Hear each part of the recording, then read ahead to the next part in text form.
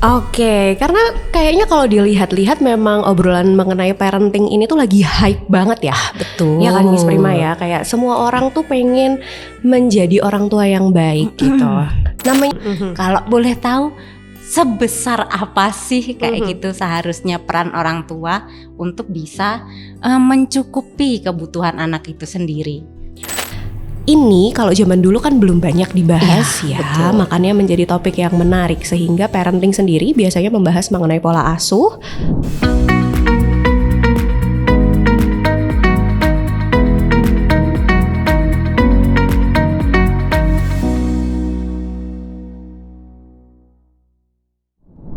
Halo Sobat Detection, selamat datang di Posyan Podcast Detection, di mana kita akan ngobrol-ngobrol mengenai berbagai macam hal gitu ya, yang tentunya nggak cuma seru, menarik, tapi juga bermanfaat. Nah, di episode kali ini kita akan ngobrolin seputar parenting. Nah, ini buat Sobat Detection yang mungkin saat ini sedang punya anak gitu ya, atau sedang merencanakan punya anak kayak gitu, dan masih pusing nih perkara nanti gimana ya ngasuhnya. Wajib banget dengerin episode kali ini. Nah, karena kita akan ngobrol-ngobrol, tentunya saya nggak akan jomblo banget kan ya. Sudah hadir bersama saya saat ini bersama Prima gitu ya. Sudah hadir seorang narasumber yang akan memberikan pencerahan gitu buat kita semua Sobat Detection. Oleh karena itu, please welcome our narasumber Miss Audi. Halo. Halo, selamat pagi, siang, sore, malam ya, Sobat betul. Detection. Selamat, kalau sekarang kita take-nya siang, jadi selamat Selamat siang, siang, Miss betul. Prima. Gimana nih Miss Audi kabarnya? Aku alhamdulillah hari ini di kondisi yang baik. Semoga Miss Prima juga sama dan Sobat Detection juga merasakan hal yang sama ya. Amin. Kalaupun lagi ada di dalam kondisi yang nggak baik-baik aja juga nggak apa-apa. Namanya manusia ya kan ya. Wajar ya. Betul, bisa sakit, bisa sedih, bisa-bisa aja lah ya pokoknya.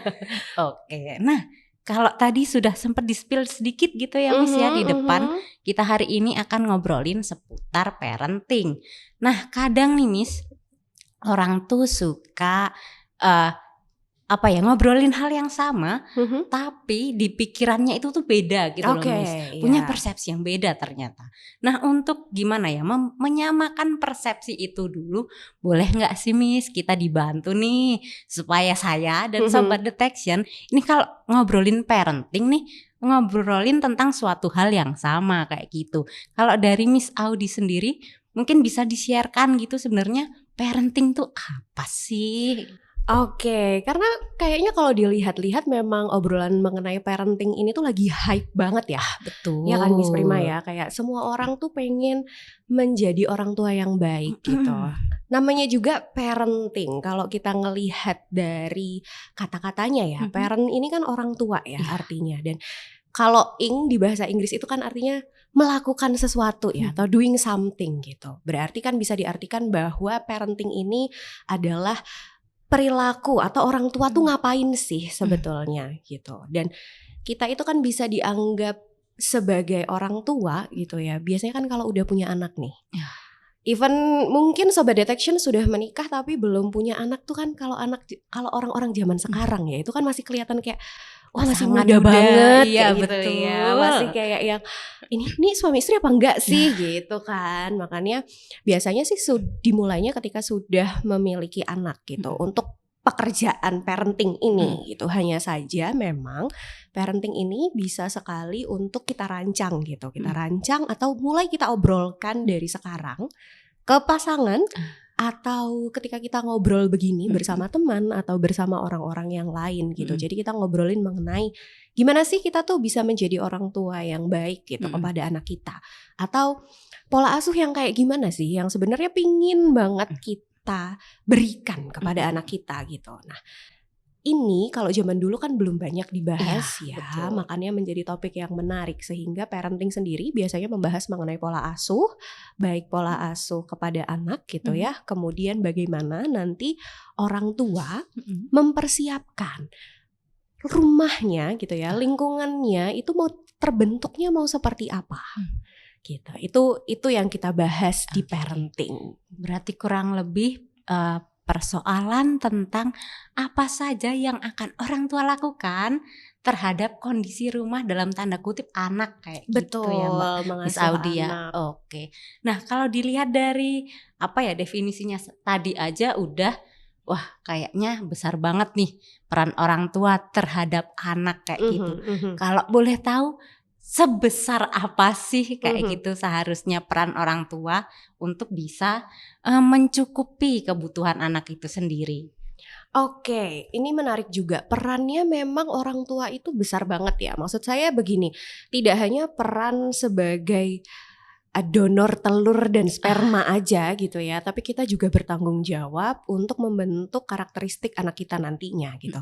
Kenapa seperti itu? Karena ketika anak lahir kan sebetulnya anak tuh nggak tahu apa-apa ya gitu ya. Anak tuh masih nggak punya dosa, masih suci gitu ya, masih belum terpapar dengan lingkungan-lingkungannya gitu. Jadi kita sebagai orang tua perannya adalah mengenalkan gitu, mengenalkan mana hal-hal yang baik, mana hal-hal yang buruk kepada anak kita, mana yang boleh, mana yang nggak boleh gitu. Kemudian kita sebagai orang tua yang punya rules di dalam keluarga mau seperti apa rulesnya gitu. Jadi enak gitu kan, nggak berantakan ya kalau orang-orang bilang gitu ya, nggak berantakan dalam artian kita tahu gimana sih kalau komunikasi yang baik, gimana sih cara menyelesaikan masalah yang baik kayak gitu. Nah itu dipupuk dari sekarang gitu. Kenapa seperti itu? Karena balik lagi dari kecil anak itu sebetulnya sudah bisa memahami.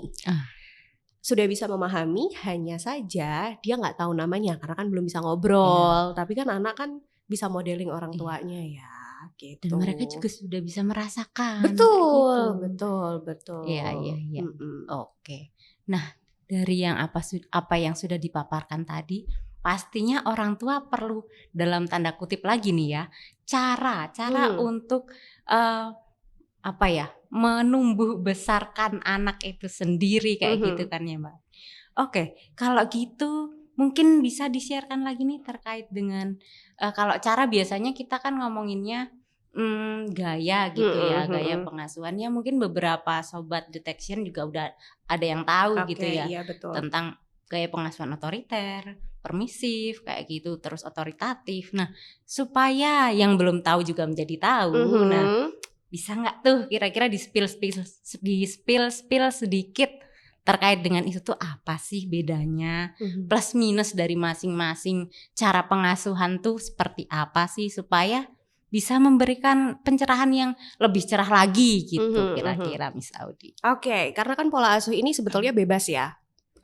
Memang ada beberapa teori pengasuhan, tapi balik lagi setiap orang tua itu berhak menentukan mau pola asuh yang seperti apa yang diberikan kepada anaknya dan dipakai di keluarganya gitu ya. Secara umum sebetulnya gitu, kalau kita balik lagi ke teori psikologi gitu ya, secara umum itu ada 3 memang. Tadi juga sudah disebutkan sama Miss Prima gitu ya, ada otoriter, ada permisif, ada otoritatif gitu ya, tadi sudah disebutkan.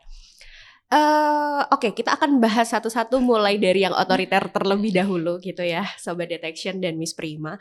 Jadi kalau yang otoriter itu secara umum pola asuh yang seperti apa? Pola asuh yang orang tua itu sudah mendikte anaknya pengennya itu jadi seperti apa atau kayak gimana. Jadi lebih fokus ke orang tua nih, apa yang orang tua pengen gitu ya, apa yang orang tua mau gitu. Betul. Jadi kalau ini mungkin sembari gitu ya, Sobat Detection mungkin ngelihat pola asuh orang tuanya sebelumnya juga ya gitu ya. Karena kan pola asuh itu kan bisa turun-temurun dan bisa ada yang mungkin mau di-cut atau mungkin ada hal baik yang mau diambil, silahkan. Modif-modif dikit. Betul gitu ya, ATM ya, amati tiru modifikasi. Gitu ya, jadi balik lagi ke otoriter ya tadi ya, balik ke otoriter gitu. Jadi orang tua itu sudah atau maunya itu pegang kendali penuh atas anaknya gitu. Jadi memang bagusnya adalah si anak itu sudah jadi terprogram ya, istilahnya seperti itu. Sudah terprogram, kamu harus begini, harus begitu, tidak boleh ini, tidak boleh itu gitu. Semua itu jelas. Mungkin positifnya di situ gitu, salah satunya. Hanya saja kadang kita lupa bahwa anak kita kan bukan robot ya. Dia tuh punya perasaannya sendiri, punya keinginannya sendiri. Betul. Itu yang kadang membuat kita lupa dengan pola asuh otoriter. Dengan pola asuh otoriter yang orang tua itu ngedikte anaknya banget, itu somehow bikin anak jadi takut melakukan suatu kesalahan. Bisa bikin tertekan juga nggak sih? Bisa, karena gini, misal nih orang tua, kita nggak tahu ya, kayak misalnya kita tuh dulu nggak pinter matematika gitu. Di Indonesia kan matematika harus pinter ya, gitu kan. Kita nggak pinter matematika, terus kita dimarahin nih sama orang tua kita dulu kayak kamu harus pinter matematika. Gitu. Akhirnya kita menuntut anak kita untuk pinter matematika. Gitu. Padahal anaknya sebenarnya sukanya di bahasa. Nah, kan jadi tertekan banget kan dengan hal tersebut gitu ya. Bisa bikin anaknya tertekan, bisa juga bikin anaknya cemas. Karena kayak aduh, ini yang aku lakuin boleh nggak ya? Bener nggak ya? Bener nggak ya? Nanti orang tua aku marah nggak ya? Gitu. Karena biasanya orang tua dengan pola asuh otoriter ini gitu ya, kalau anak melakukan suatu kesalahan itu bakalan dimarahin. Karena tidak sesuai dengan tidak sesuai dengan rules. Betul, gitu ya. tidak sesuai dengan keinginan orang tua, maunya kayak gimana. Gitu. Itu secara garis besar. Betul, garis besar mengenai pola asuh otoriter. Kemudian yang kedua adalah pola asuh permisif nih. Sobat Detection gitu ya. Pola asuh permisif ini bisa dibilang itu lawannya otoriter. Kalau otoriter tadi kan sangat mendikte nih, Miss Prima, anak tuh harus begini, rulesnya harus gini, jelas kayak gitu ya. Sedangkan kalau permisif ini orang tua tuh kayak abai. Jadi anaknya mau gimana ya udah bodo amat gitu ya. Kayak kalau bahasa Jawa sih luweh ya. Sakarepmu gitu. Ya terserah, anakku mau begini ya boleh, mau begitu ya boleh. Mau melakukan apapun ya terserah kamu gitu ya. Remblong gitu ya Mbak. Iya, remblong. jadi rebel banget ya gitu. Iya. Gitu. Positifnya adalah mungkin anak jadi karena dia diperbolehkan gitu ya, dia pasti suka mencoba hal baru gitu. Kayak ini kayak gini nggak apa-apa kok, boleh, pasti orang tuaku nggak akan marah gitu. Aku mau kayak gini orang tuaku nggak marah. Aku mau merebut mainan temanku misalnya, orang tuaku juga nggak marah. Aku mau coba apa nih misalnya kalau zaman sekarang, aku mau coba kebut-kebutan di jalan misalnya, orang tuaku juga nggak marah, nggak apa-apa gitu.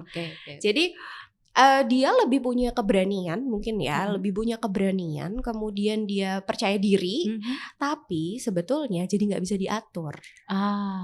Jadi ya itu tadi ya sakarape dewe, terus ya apa-apa ya terserah dia kayak gitu. Kalau gitu nanti tanggung jawabnya gimana itu Miss? Nah balik lagi ke tanggung jawabnya jadi kan minim ya. Dia jadi tidak mau atau tidak bisa mempertanggungjawabkan apa yang dia lakukan gitu. Bukan berarti boleh itu kan selamanya baik atau nggak boleh juga selamanya baik, kan nggak seperti itu gitu. Tapi kan kita pengen anak kita, kamu melakukan A, kamu tahu konsekuensinya gitu. Sedangkan kalau orang tua terbiasa dengan pola asuh yang permisif, anak kan jadi nggak tahu ya, aku begini konsekuensinya apa gitu. Ini yang membuat akhirnya terus mungkin nanti orang tua juga, kok anakku nggak bisa diatur ya? Harusnya dia tuh udah umur segini misalnya udah SD, kok tidurnya terlalu malam, kok gadgetnya susah ya? Nah itu perlu hati-hati Sobat Detection ya. Siapa tahu nih ternyata Sobat Detection kelupaan di part yang itu gitu, dan bisa dibenahi dari sekarang. Tadi kan sudah ngomongin soal otoritatif, otoriter, permisif. Nah sekarang yang ketiga nih, otoritatif. Yang ketiga otoritatif, ini tuh hampir seperti penggabungan keduanya gitu. Jadi orang tua itu membiasakan anak untuk mandiri. Jadi orang tua ngasih tahu mana yang boleh, mana yang nggak boleh, tapi clear. Kamu kalau begini konsekuensinya akan seperti ini, kamu kalau begini akan begini gitu. Jadi anak tuh dibiasakan untuk berpikir, apa yang aku lakukan itu nanti gimana konsekuensinya. konsekuensinya. Betul. Dan dia jadi karena terbiasa untuk diajak diskus ya, jatuhnya anak juga jadi berani untuk bertanya kayak, ini kalau begini gimana sih, boleh nggak sih, dan yang lain sebagainya gitu. Jadi ini melatih anak untuk mandiri, karena anak bisa mencoba untuk problem solving sejak dini gitu ya. Problem solvingnya gimana sih? Problem solving tuh sesederhana ini deh sahabat detection. Nanti kalau aku ngerebut mainan temanku gimana ya? Perasaannya gimana ya? Nah itu tuh sudah mulai dibentuk sejak kecil seperti itu. Nah orang tua yang otoritatif itu mereka akan mengajarkan kepada anaknya, kemudian membebaskan anaknya, tapi tentu saja tetap diperhatikan gitu ya, tidak bebas yang seperti permisif yang terserah kamu, nggak yang kayak gitu, tapi oke, kamu bebas melakukan sesuatu, tapi aku harus tahu nih sebagai orang tua kamu ngapain gitu. Jadi aku tetap bisa mengontrol dirimu. Oke, berarti ada batasan dalam derajat tertentu. Betul, gitu ya, Miss iya. Audia. Oke, kalau dari yang sudah dijelaskan tadi kan berarti ternyata setiap tipe cara pengasuhan ini endingnya akan mempengaruhi karakter dari si anak gitu ya. Betul. Nah, dalam pengaplikasiannya sendiri, apakah ada cara yang terbaik kah, atau ternyata sebenarnya ini tuh bisa fleksibel, dalam satu waktu bisa otoriter, mungkin di waktu yang lain bisa pakai otoritatif kayak gitu, atau gimana sih Miss Audi? Sebenarnya kalau untuk pola asuh tergantung, balik lagi gitu. Ngobrolin antara ayah dan ibunya itu gimana gitu ya. Karena kan jangan sampai nih berbeda antara pola pengasuhan dari ayah dan juga dari ibu. Nah ini hati-hati ya, karena sobat detection kadang kita gak sadar kita dan pasangan kita itu memberlakukan pola asuh yang berbeda, dan ini akan membuat anak bingung. Lalu pola asuh mana sih yang paling baik? Kalau tadi disampaikan oleh Miss Prima gitu, sebetulnya itu dikembalikan ke keluarga masing-masing. Jadi maunya gimana? Karena kan biasanya prakteknya adalah, wah anak saya yang nomor 1 tuh saya kasih otoritatif tuh oke banget misalnya gitu. Tapi anak saya yang nomor 2 nih harus banget dipegang. Kalau nggak dipegang gitu ya, atau kalau nggak tegas, anak saya jadi kemana-mana. Ada juga kan yang seperti itu gitu. Sehingga silahkan untuk disesuaikan. Disesuaikan dengan apa? Disesuaikan dengan orang tua kesepakatannya gimana, dan juga disesuaikan juga dengan anaknya. Oke, berarti tetap harus mempertimbangkan karakter anaknya juga, nggak cuma orang tua pengennya yang mana gitu. Iya, betul. Oke, nah kalau tadi sudah sempat di-spill sedikit kalau misalnya anak nomor 1 nih lebih cocok pola asuh ini kayak gitu, anak nomor 2 lebih cocok pola asuh ini kayak gitu. Dari situ kan kita bisa lihat, oh ternyata karakteristik anak itu macam-macam banget kayak gitu ya Miss ya. Nah, sebenarnya seberapa berpengaruh sih pemilihan pola asuh ini ke perilaku anak ke depannya kayak gitu Miss? Apakah pengaruhnya hanya ya nanti waktu masih anak-anak aja, atau itu akan bisa terbawa nanti sampai remaja, sampai dewasanya kayak gitu Miss?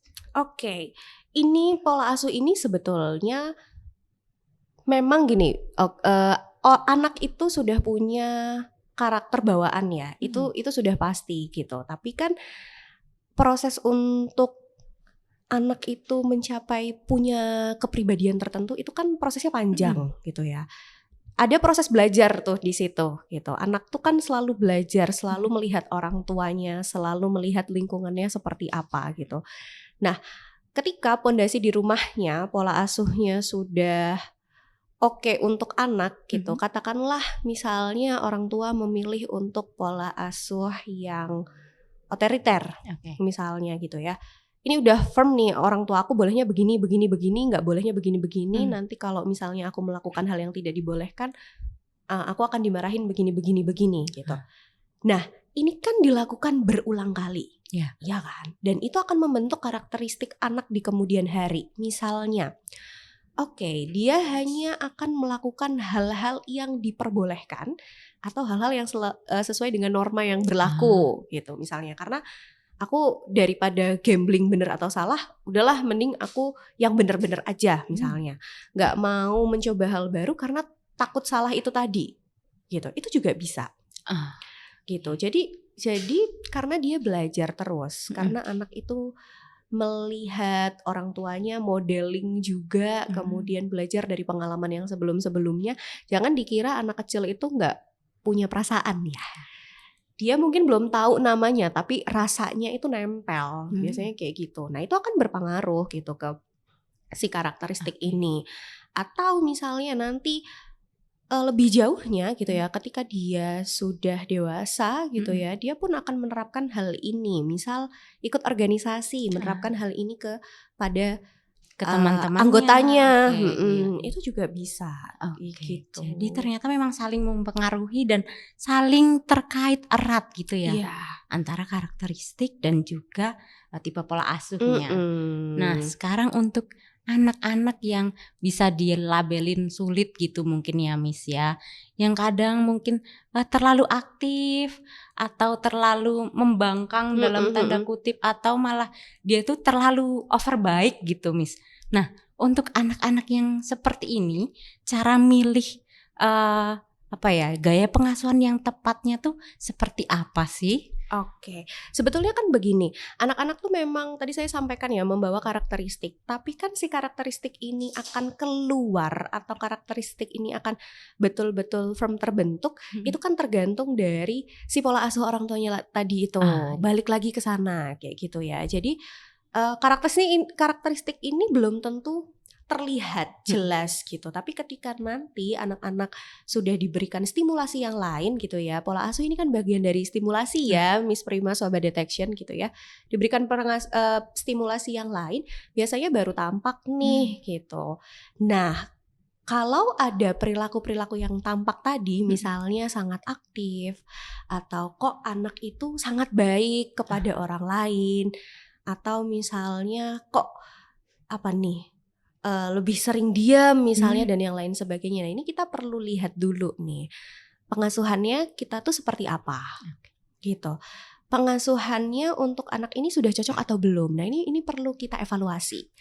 Karena kan balik lagi ya, nggak ada sekolah buat orang tua, nggak ada sekolah pengasuhan gitu. Apalagi mungkin anak pertama, jadi trial and errornya berasa ya buat orang tua. Tapi nggak apa-apa dalam artian kalau kita nggak trial and error, kita jadi nggak tahu mana yang pas buat anak kita.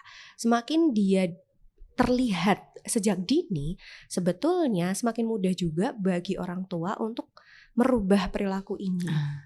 Gitu. Misalnya anak yang sangat aktif gitu ya, gak bisa duduk tenang gitu, gak bisa duduk tenang, atau misalnya dia hanya bisa duduk tenang kalau ada gadget, atau misalnya dia suka tantrum. Nah ini perlu diperhatikan nih gitu. Kenapa? Kita perlu ngelihat lagi apa yang terjadi di rumah. Aktifnya itu pada saat kapan?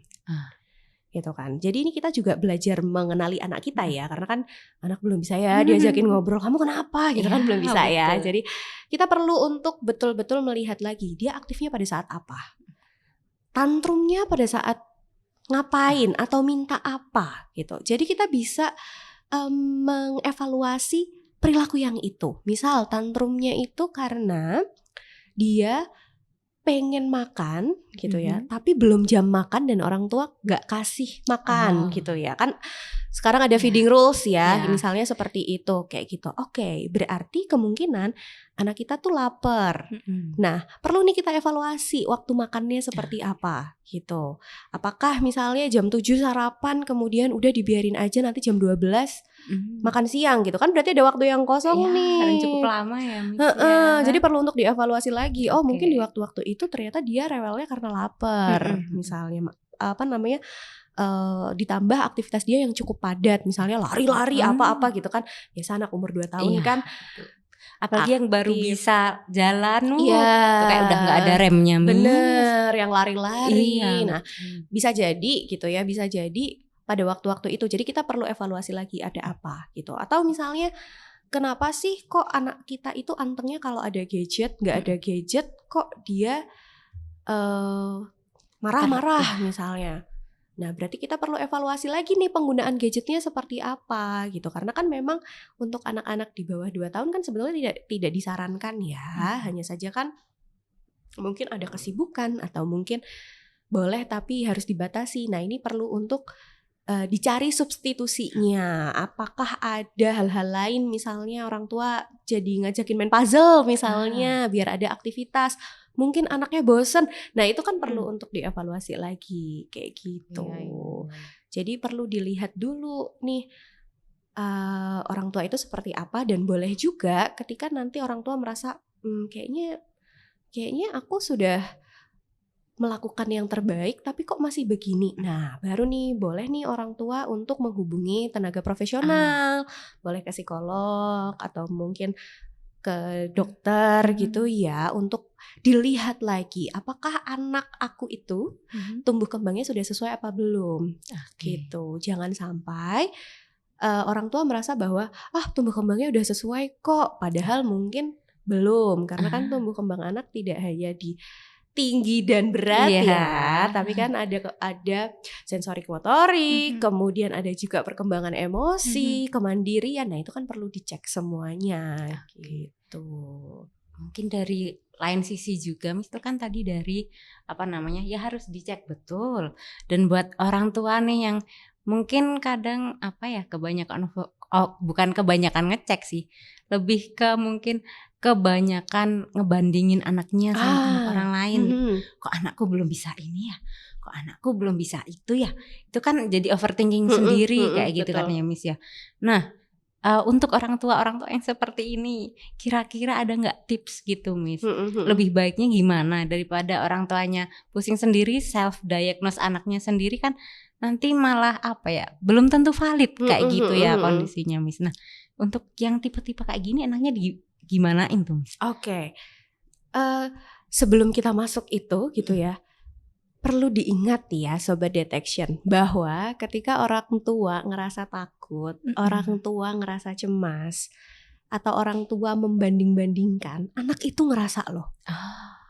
Hati-hati. Anak itu ngerasa bahwa ini kenapa ya orang tuaku kok kayaknya agak gak oke misalnya. Lo gak puas nih kayaknya sama aku. Kenapa ya aku dibandingin sama si A, si B, si C gitu. Padahal kan anak tuh beda-beda ya. Maksudnya kita tidak bisa membandingkan anak kita sama anak orang lain karena kelebihan dan kekurangannya nanti sendiri-sendiri gitu. Jadi orang tua perlu ingat ini juga. Itu yang pertama. Kemudian kalau terkaitannya dengan tumbuh kembang gitu ya, sebetulnya tuh ada kok panduan tumbuh kembang anak usia dari 0 bulan sampai 4 tahun kalau nggak salah 4 sampai 5 tahun itu ada gitu buku panduannya, tapi saya lupa namanya apa gitu. Kenapa saya kasih tahu ini? Karena bisa nanti di googling ya Sobat Detection ya, Miss Priba ya gitu ya, bisa di googling. Kenapa saya ngasih tahu ini? Karena di sana nanti sudah ada nih anak umur segini tuh bisanya ngapain gitu. Jadi akan lebih mudah untuk memantaunya dibandingkan ayah bunda gitu ya, daripada Sobat Detection membandingkan dengan anak orang lain gitu. Jadi kalau sudah sesuai dengan buku itu gitu, kayaknya di buku KIA pun ada deh setahu saya gitu ya. Kalau sudah sesuai ya berarti udah oke. It's okay. Meskipun itu nggak sama dengan anak lain, it's okay. Kayak betul. Gitu. Selama masih ambang batas normal tuh berarti ya sebenarnya masih oke. Mungkin kita balik lagi lihat nih, stimulasinya udah banyak belum sih? Iya, begitu kan. Iya. Jadi ternyata pola asuh tidak hanya mengenai gimana kita membentuk karakter anak kita ya, tapi pola asuh juga bagaimana cara orang tua itu untuk memberikan cinta dan kasih sayang kepada anaknya. Quotes yang luar biasa sekali ya. Untuk pagi menjelang siang ini. Iya, benar-benar. Oke, ternyata banyak banget ya kalau kita ngomongin soal pola asuh. Mulai dari tadi awal kita udah ngobrolin tentang pola asuh itu apa, kayak gimana. Sebesar apa sih peran orang tua terhadap anaknya.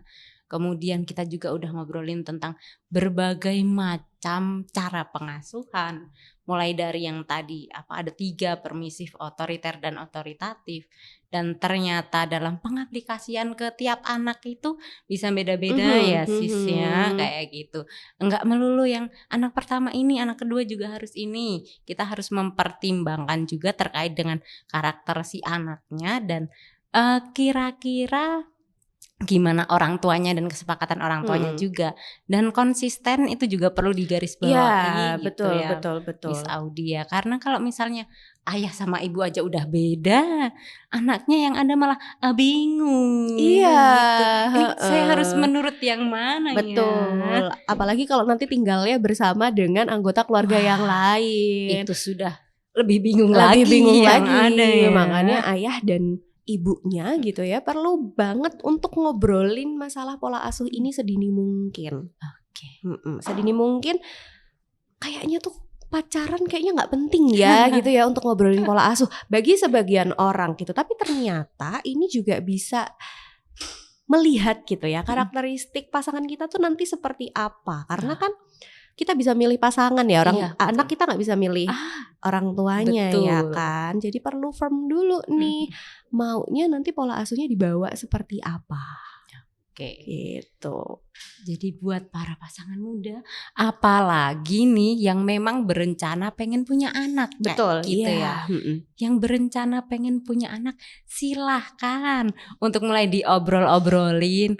Ya nggak setiap ketemu ngobrolin itu sih, cuma kan ya ada kali ya dari seminggu berapa kali ketemu, ya sekali 2 kali ngobrolin itu boleh kayak gitu. Bukan suatu hal yang tabu, bukan suatu hal yang harus dihindari, malah harus coba untuk dihadapi berdua kayak gitu. Iya. Nah, kayaknya sudah banyak sekali ya yang kita obrolin hari ini kayak gitu di episode ini, dan saya percaya bahwa apa yang tadi ada di sini juga pasti akan memberi manfaat ke sobat detection sekalian. Betul. Apalagi para parents kayak gitu ya. Nah, siapa tahu nih kalau misalnya ada parents yang masih kayaknya aku butuh pencerahan lebih lagi nih kayak gitu, atau kayaknya aku butuh konsultasi yang lebih proper. Nah, bisa nanti hubungin Miss Audi atau langsung aja ke detection gitu ya. Di sini tersedia banyak sekali psikolog yang akan membantu. Betul. Begitu. Oke. Nah, sobat detection sekalian, karena sudah terlalu mendaging kayaknya ya pembahasan hari ini. Gimana kalau kita cukupkan dulu, nah supaya sobat detection istilahnya penasaran sama next episode. Jadi akan Prima spill sedikit-sedikit nih. Nah, next episode kita masih akan ngobrolin seputar pola asuh kayak gitu ya. Mungkin yang nggak dibahas di episode ini kita akan perdalam di episode yang selanjutnya, mana tahu gitu kan. Oleh karena itu mungkin untuk episode sekarang kami berdua pamit dulu kali ya. Oke, untuk episode kali ini kami cukupkan. Sekian dulu episode hari ini. Semoga bermanfaat dan sampai jumpa. Bye-bye. Bye. Nilai yang ada di dalam keluarga. Sebetulnya mungkin beberapa orang gitu ya sudah menyadari, tapi ada juga yang belum menyadari, cuma sudah biasa. Oh, ternyata keluargaku tuh sukanya yang begini. Buku gitu ya, itu kan dilihat covernya tuh kayak gimana sih, bagus atau enggak. Nah, keluarga pun begitu. Orang lain itu bisa melihat keluarga kita itu kayak gimana sih. Itu tuh sebetulnya dari nilai yang dianut. Kan suka meniru orang tuanya. Jadi ketika orang tua pengen menanamkan sebuah nilai kepada anak, ya dilakukan betul di depan anaknya. Dicontohkan betul gitu, sehingga anak itu tahu, oh orang tuaku begini, aku jadinya harus begini.